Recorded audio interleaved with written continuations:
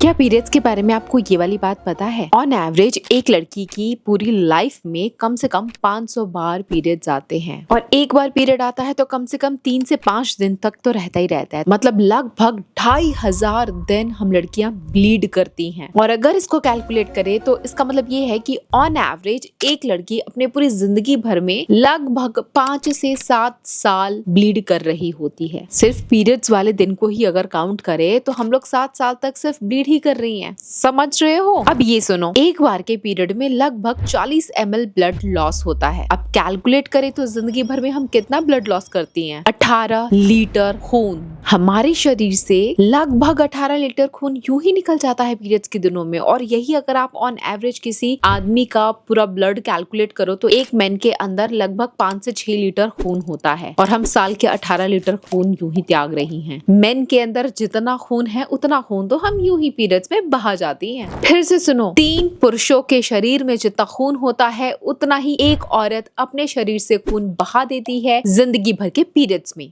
18 litre blood approx. ऊपर से 9 महीने की प्रेगनेंसी जर्नी। बाप रे, बॉडी कितना कुछ झेलती है। छोटू से पेट के अंदर इतना बड़ा बच्चा हो जाता है, बॉडी में सब कुछ बदल जाता है। डिलीवरी के टाइम उस छोटे से होल से इतना बड़ा बेबी बाहर निकल आता है। और बहुत सारी विमेन घर भी संभालती हैं, ऑफिस भी जाती हैं, घर और बच्चे दोनों को देखती हैं। और इतना सब कुछ करने और झेलने के बाद कुछ लोग बोल देते हैं औरतें तो कमजोर हैं। हम औरतों को नेचर ने इतना स्ट्रॉन्ग बनाया है, इतना पावरफुल बनाया है कि guys we all are born warrior. जितनी भी औरतें, जितनी भी लड़कियां, जितनी भी महिलाएं, कोई माँ बन पाए या ना बन पाए, अपनी जिंदगी में हम इतना कुछ झेल जाती हैं। We all are born warrior. ये तो वो चीजें मैंने गिनवाई है जो नेचर ने हमें दिया है, प्रॉब्लम्स और उसको लड़ने की क्षमता। प्लस ये जो मेन ईव टीजिंग करते हैं या विमेन के साथ बहुत सारे अब्यूज वगैरह हो जाते हैं, उसकी तो मैंने अभी बात ही नहीं शुरू की। कितना कुछ झेलती हैं लड़कियां। हर दूसरी औरत को PCOD, thyroid, PCOS, hormonal imbalance, irregular period होना, इन सब शारीरिक बदलाव से जूझती रहती हैं। बच्चा होने के बाद चेहरे पे इतने गहरे दाग धब्बे, पिगमेंटेशन का हो जाना, बॉडी का कमजोर हो जाना, फिर भी अपनी कमजोरी को साइड रख करके घर का सारा काम करना। ओ माय गॉड, कहाँ से आते हैं वो लोग जो कहते हैं कि औरतें कमजोर होती हैं? और फिर लोग बात करते हैं इक्वालिटी, फेमिनिज्म के बारे में। फेमिनिज्म के बारे में बोलते तो हैं लेकिन उनको लगता है कि फीमेल की तरफ कुछ एक्स्ट्रा बेनिफिट मिल रहा है, उसको फेमिनिज्म कहते हैं। बट एक्चुअली में इसका मतलब होता है इक्वालिटी। मेन एंड विमेन में इक्वालिटी होनी चाहिए। बट मैं बताऊं, ये सब बातें जब मैं आपको बोल रही हूँ ना तो मुझे एहसास हो रहा है men and women are not equal. बदले में मेन क्या ही करते हैं। कुछ लोग कहेंगे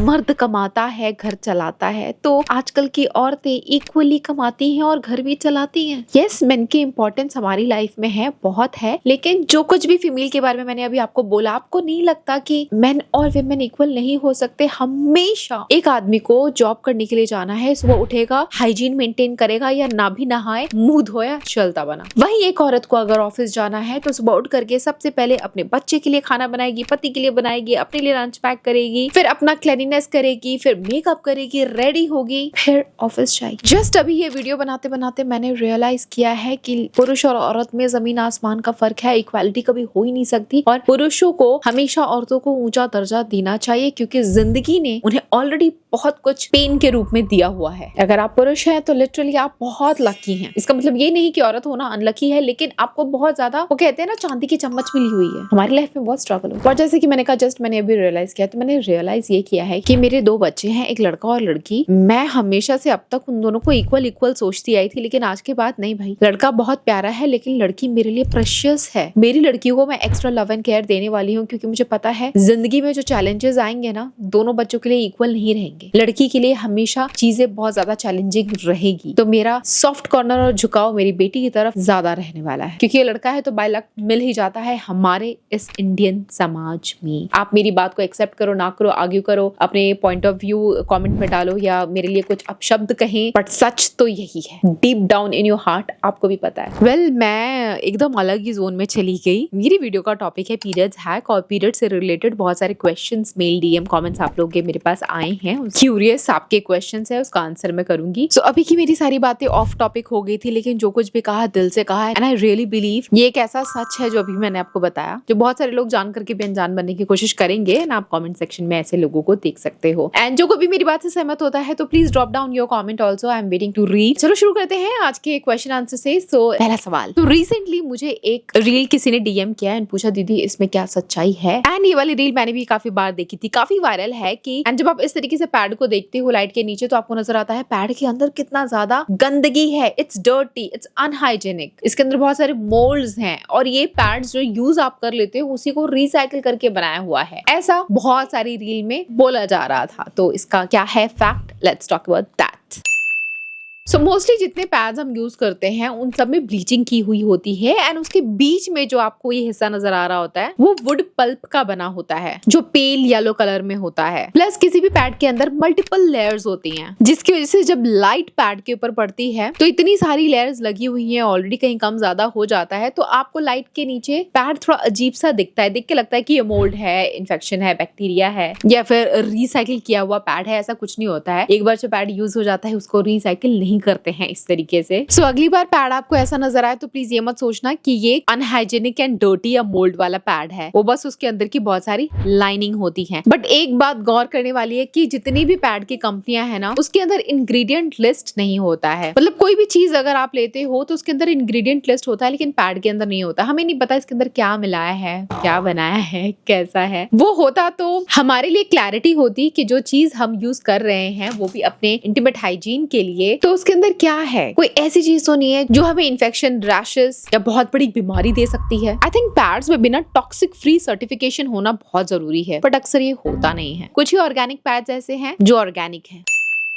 नेक्स्ट क्वेश्चन, पीरियड्स के दिनों में क्या हम इंटीमेट हो सकते हैं एंड क्या वी कैन डू ओरल। ये क्वेश्चन जब मैंने पढ़ा तो मुझे लगा आई डोंट जज, ये बहुत ज्यादा नहीं हो जाएगा। मतलब पीरियड्स में of course you can intimate if you want. बहुत सारी विमेन को मन नहीं करेगा क्योंकि बॉडी में अगेन बहुत सारे चेंजेस हो रहते हैं, एनर्जी थोड़ी लो होती है तो इतनी एनर्जी नहीं होती है। बट स्टिल अगर आप में इतनी एनर्जी है so of course do whatever you want to do, but make sure to use protection. बिना फिजिकल प्रोटेक्शन यूज किए हुए इंटीमेट मत होना। एंड दूसरा, ओरल के तो दूर दूर तक चांसेस ही नहीं है क्योंकि जो हमारा पीरियड का ब्लड होता है वो इम्प्योर और डर्टी तो नहीं होता, मैं इसलिए नहीं कह रही, बट एक्चुअली में ब्लड के साथ साथ बहुत सारी चीजें होती हैं and if you go for oral so that's creepy. और अगर आपने बिना प्रोटेक्शन के कर लिया तो ये मत सोचना कि मैं प्रेग्नेंट नहीं होंगी, क्योंकि सपोज अगर आपके पीरियड्स के चौथे पांचवें दिन में आप इंटीमेट होते हो विदाउट एनी प्रोटेक्शन तो अंदर जाकर के शुक्राणु कुछ दिनों तक, मतलब 5 दिनों तक जिंदा रह सकते हैं। और इस बीच अगर गलती से ओवुलेशन हो गया तो थोड़े से ही चांसेस है, लेकिन चांसेस जरूर है कि आप पीरियड्स में भी प्रेग्नेंट हो सकती हैं। So why to take risk. Next question is कि कब हमें अपने इंटीमेट बॉडी पार्ट के हेयर को रिमूव करना चाहिए। देखो, आपकी बॉडी पे हेयर रखना नहीं रखना ये आपकी पर्सनल हाइजीन चॉइस हो सकती है, जिसमें आप कंफर्टेबल हो वो देख लो, लेकिन मैं आपको गाइड करूंगी कि आपके पीरियड्स आने के पहले make sure you trim that घना जंगल, नहीं तो पीरियड्स का ब्लड उसके अंदर ट्रैप होकर के रह जाएगा और फिर आपको आगे चल के बहुत सारी प्रॉब्लम्स का सामना करना पड़ सकता है। सो ट्रिम इट। नेक्स्ट क्वेश्चन मेरी सब्सक्राइबर का आया कि अभी अभी मेरे पीरियड स्टार्ट हुए हैं, I am a teenager and ऐसे में क्या मुझे डॉक्टर के पास जाना चाहिए, खुद ही करना चाहिए, पीरियड हाइजीन टिप्स कुछ दे दो। पीरियड हाइजीन टिप्स आप मुझसे क्यों मांगते हो? मैं ऑलरेडी कितनी सारी वीडियो बना चुकी हूँ। इन शॉर्ट मैं आपको बता देती हूँ, अगर आपका पहली बार पीरियड आया है, आपको डॉक्टर के पास जाना है तो आप डेफिनेटली आपको जाना चाहिए क्योंकि वो डिटेल में अच्छे से आपको चीजें समझा देगी। बट इन केस अगर आप नहीं जा सकते हो तो मैं हूं ना आपकी एज अ दीदी, मैं आपको कुछ मशवरा देना चाहूंगी, गौर फरमाएं। सो गर्ल्स, अगर आपके पहली बार पीरियड्स आए हैं और अगर आप अपनी गायनेकोलॉजिस्ट के पास जा सकते हो, एक बार मिल सकते हो तो प्लीज मिल लेना, उससे आपको डिटेल इन्फॉर्मेशन मिल जाएगी एंड आपके मन में जितने भी डाउट एंड क्वेश्चंस होंगे ना सबका आंसर आपको मिल जाएगा। और इनकेस अगर नहीं जा पाते हो तो कुछ बातों का ध्यान रखना। अगर ये जो चीजें मैं आपको बताने वाली हूँ ये इनमें से कोई एक भी चीज आपके साथ हो रही है तब जरूर डॉक्टर को विजिट करना। अगर आपकी ब्लीडिंग 7 से 8 दिन तक होती है या उससे ज्यादा की ब्लीडिंग होती है, अगर पीरियड्स के दिनों में आपको पेन हो रहा है तो it's normal, but extreme pain हो रहा है कि आप स्कूल कॉलेज ऑफिस कहीं जा ही नहीं पा रहे, कुछ कर ही नहीं पा रहे हो, आपकी जान से निकल रही है, so this is not normal, don't ignore it. ये मत सोचना पीरियड्स है तो दर्द तो होगा ही, इतना दर्द नहीं होता है। पीरियड्स में क्लॉट का आना बहुत नॉर्मल है, लेकिन इतने मोटे मोटे क्लॉट्स अगर आ रहे हैं तो भी ये नॉर्मल नहीं है। पीरियड से स्मेल भी एक आती है, मतलब पीरियड के ब्लड से उतना स्मेल नहीं आता है, लेकिन पीरियड जब आपके पैड के कांटेक्ट में आता है, कंटेमिनेट हो जाता है एंड हवा से मिलकर के वो स्मेल कर सकता है, लेकिन स्मेल बहुत ज्यादा अनयूजुअल है, बहुत ही बैड ओडर आ रहा है, तब ये दिक्कत वाली बात है। अगर आपके पीरियड का कलर अनयूजुअल हो गया है, जैसे कि अजीब सा ग्रीन कलर आपको दिख रहा है, हैवी ब्लीडिंग हो रही है, आपका पैड 1 से 2 घंटे में ही पूरा गीला हो जा रहा है, या 8 दिनों से भी ज्यादा ब्लीडिंग हो रही है, बहुत ज्यादा कमजोरी, वीकनेस, डिजीनेस हो रहा है, कुछ ना कुछ तो गड़बड़ है, विजिट योर गायनेकोलॉजिस्ट। इन सब चीजों को इग्नोर मत करना। And now I'll share best hygiene tips which you must follow. Change pad after every 4 to 6 hours. चाहे कुछ भी हो जाए, 6 घंटे से ज्यादा एक उस पैड को यूज मत करना। और जब भी आप पैड चेंज कर रहे होते हैं ना, तो आउटसाइड वाला एरिया, क्योंकि पैड से ब्लड थोड़ा इधर उधर खिसक करके आपके इनर थाई के आसपास या वल्वा अराउंड चिपक जाता है, एंड वही सुबह का ब्लड शाम तक लगा रहे, हाइजीनिक नहीं लगता है। तो मेक श्योर आप प्लेन वाटर से बाहर वाला एरिया क्लीन कर ले। साबुन और उंगली डाल करके अंदर से सफाई नहीं करनी है। आपको कभी कभी खुद लगेगा, अरे पीरियड की इतनी स्मेल आ रही है, बदबू आ रही है, सामने वाले को पता तो नहीं चल जाएगा? नहीं पता चलेगा, ट्रस्ट में किसी को पता नहीं चलता है। और इस चक्कर में क्या करती है लड़कियां, पीरियड्स आके बदबू आ रही है, उसको पता ना चल जाए, भर भर के वहां परफ्यूम मार लेती है। नहीं करना है ये। एंड पीरियड्स के दिनों में avoid using low waist panties, comfort नहीं रहता है। एंड वैसी पैंटी जिसका बीच वाला साइज का लेंथ एंड विड्थ छोटा सा होता है, मतलब चौड़ाई छोटी होती है, तो उसमें पैड अच्छे से रैप नहीं होगा, वो एकदम ऐसे हो जाएगा, आपका पैड पैंटी के साथ श्रिंक हो जाएगा। तो एटलीस्ट जहाँ पे आप पैड स्टिक करते हो वो वाला एरिया थोड़ा ब्रॉड होना चाहिए कि पैड इजीली स्टिक हो पाए। एंड हाई वेस्ट पैंटी पहनो, क्योंकि वैसे भी पीरियड्स के दिनों में ब्लोटिंग होती है, ऐसा लगता है प्रेग्नेंट हो गई हो, पेट बाहर निकला रहता है। तो थोड़ा फिटेड पैंटी हाई वेस्ट वाली पहनोगे तो यू विल फील कंफर्टेबल, नहीं तो लूज लूज सा फील होता है। और हाँ, don't use synthetic panties, always use cotton underwear. Next question, क्या पीरियड्स के दिनों में हम मंदिर जा सकते हैं? वैसे मेरे जवाब देने से पहले आप कमेंट करके बताओ कितनी लड़कियां पीरियड्स के दिनों में पूजा पाठ करती हैं या मंदिर जाती हैं, क्योंकि अक्सर ऐसा कहा जाता है कि पीरियड्स आ गए हैं, मंदिर में नहीं बैठ सकते, पूजा नहीं कर सकते हैं। एंड बहुत सारी लड़कियां वो वाली दवाई खाती हैं जिससे पीरियड्स का ब्लड ना आए या रुक जाए 1 दिन के लिए, 2 दिन के लिए, अगर घर में कभी कुछ पूजा या फंक्शन ऐसा होता है। लोग बहुत टाइम से बिलीव करते आ रहे हैं कि हमारे पूर्वजों ने बोला था पीरियड में लड़कियां अशुद्ध हो जाती हैं तो टेंपल में नहीं जाना चाहिए उनको, क्योंकि अशुद्ध लड़कियां अशुद्ध जगह पे कैसे जा सकती हैं। और जैसे ही पीरियड खत्म हो जाते हैं तो हमारा शुद्धिकरण हो जाता है, तो हर महीने के 4-5 दिन हम अशुद्ध हो जाती हैं और फिर शुद्ध हो जाती हैं। अजीब है यार, लॉजिक है इस बात में कोई? बताओ, लोग सुसु करते हैं, पॉटी करते हैं, तब अशुद्ध नहीं हो जाते, पर वही ब्लड जो हमारी बॉडी के अंदर है वो थोड़ा बाहर निकल जाता है तो हम अशुद्ध हो जाती हैं। क्यों? आई डोंट नो, आप क्या मानते हो कमेंट करो। लेकिन मैं आपको बता दूं कि ये देखो, ऐसा होता था पहले के जमाने में, हाइजीन के प्रोडक्ट्स नहीं हुआ करते थे उतने, नदी नालों में ही लोग नहाने धोने जाते थे। और ऐसे में पीरियड्स के टाइम कोई नदी में जा करके लड़की नहाएगी तो नदी का पानी दूषित ना हो जाए, इसीलिए उनको बोलते थे भाई तुम रेस्ट करो, बाहर मत जाओ, मंदिर भी मत जाओ, क्योंकि मंदिर भी बहुत दूर सीढ़ियां चढ़ करके लंबा रास्ता हुआ करता था। और पूजा के लिए पूरी पूजा की सामग्री, पुष्प इकट्ठा करना, लकड़ियां इकट्ठा करना, सब मेहनत वाला काम होता था। और पीरियड्स के दिनों में उनको भी पता है कि लड़कियों को आराम मिलना चाहिए, इसीलिए वो बोल देते थे भाई तुम शुद्ध नहीं हो, चलो जाओ बैठ जाओ। ऐसे ही बोल दिया, शुद्ध नहीं हो ये वर्ड भी यूज नहीं किया उन्होंने बस बोला कि आप बैठ जाओ, आप रेस्ट करो। वही ना, चीजें पास होती गई वो पास वाली गेम नहीं खेलते। एक वर्ड हम बोलते हैं सर्कल में, किसी को कुछ कान में बोलते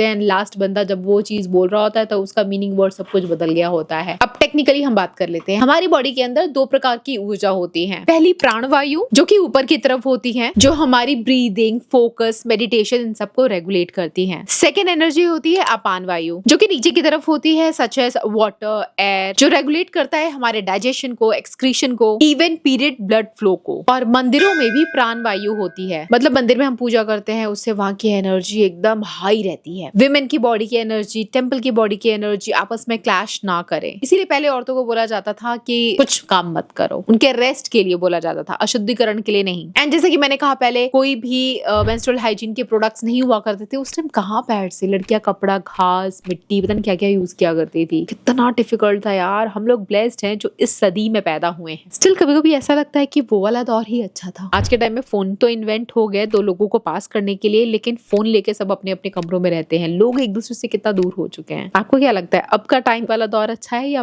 पुराना जमाना अच्छा था? खैर, मेन बात ये है कि पीरियड्स में लड़कियां अशुद्ध नहीं होती हैं, सो स्टॉप कॉलिंग गर्ल्स अशुद्ध। सो आई थिंक पीरियड से रिलेटेड मैंने बहुत सारी चीजों के बारे में आपको ऑलरेडी ज्ञान दे दिया है। कुछ रह गया हो, कोई और सवाल हो तो let me know in the comment section. अभी तक वीडियो देख लिया है एंड सब्सक्राइब नहीं किया है तो this is called cheating, stop doing that.